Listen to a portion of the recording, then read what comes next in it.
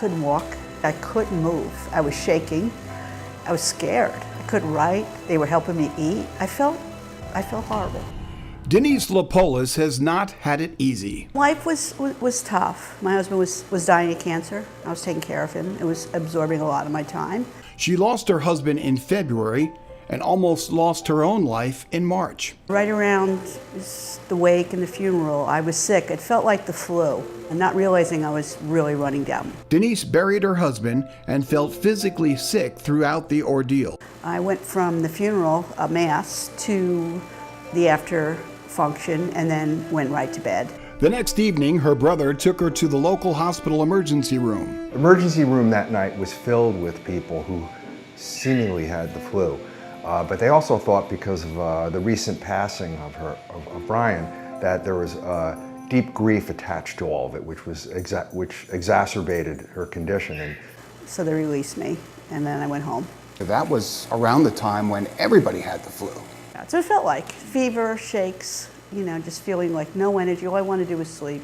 I don't believe she got out of that bed, out of that sleepiness state, for a good 6 or 7 weeks. With no signs of improvement, and actually signs of decline, her brother Brian got her back to the hospital because Denise started saying things that were uncharacteristic of her personality. It was tenuous, really. I was starting to kind of say some weird stuff because it does affect you.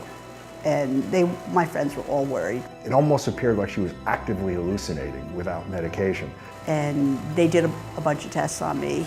And then their feeling was that it was grief. My brother did tell me, I kept telling them, you think this is grief? No, I'm really sick. They released me with a fever of 103 and a catheter bag.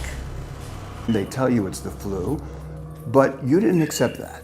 It didn't explain the fever that would spike at different times, and her inability to get out of bed and do simple caretaking. That troubled me. So I got home, again, still sick, still, not good at all. So my brother called the new Paltz Crisis Center, and they came, and they said, very much, she's really sick. So that's when Denise's brother decided that it was best for Denise to come here at HealthAlliance in Kingston to meet with Marc Tack, the head of the infectious disease department. She was unable to answer even simple questions. She was clearly, the medical term is encephalopathic, confused, disoriented. Dr. Tack was wonderful.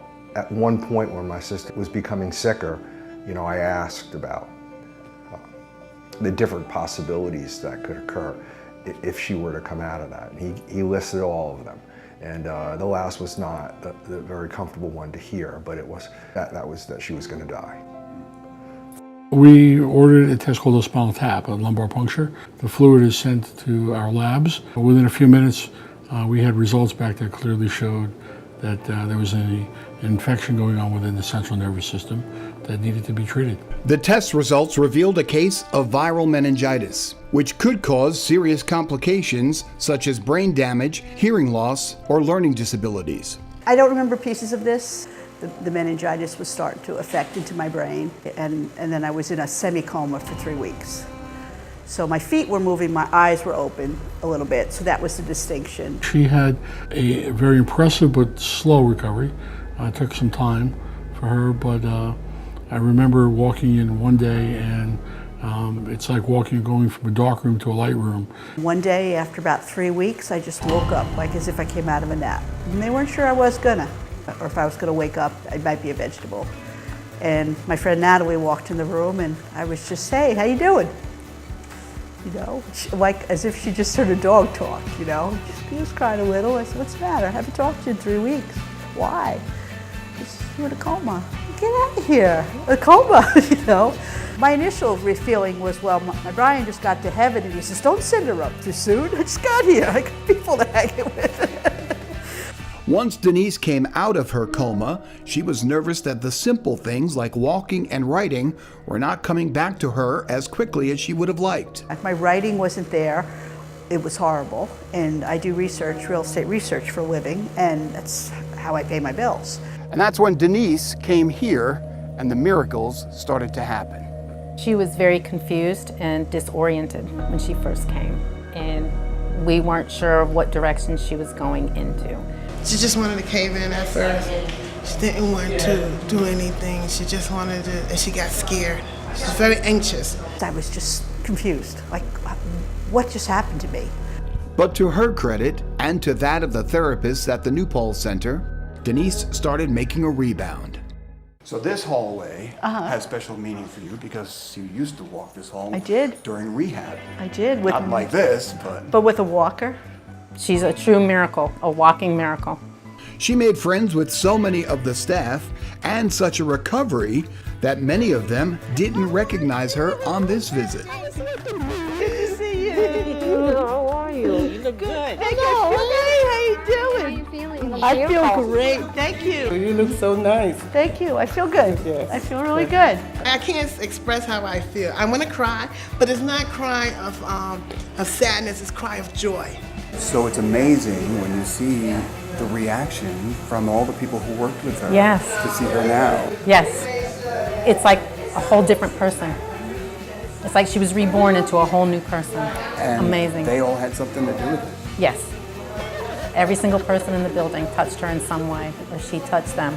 So as you talk about this place and the great people and the friends that you've made, you also made another friend. I did. I was really happy to see him. As Donna used to bring him to me in the morning and just leave him for a while, and he would cuddle, and it felt really good. It just was very therapeutic. Knowing that she liked dogs, I asked her if she'd like to meet Dexter, and spent 5 minutes, and then it grew to longer to where Dexter would lay with her and spend hours. It felt good to cuddle with him. It really was very, very good for me. So to see him is really a thrill. He has a waiting list. So what now? You've gone through it, you've miraculously recovered, you're back to just about full strength. What happens now for Denise? I really don't know. Maybe I needed a wake-up call.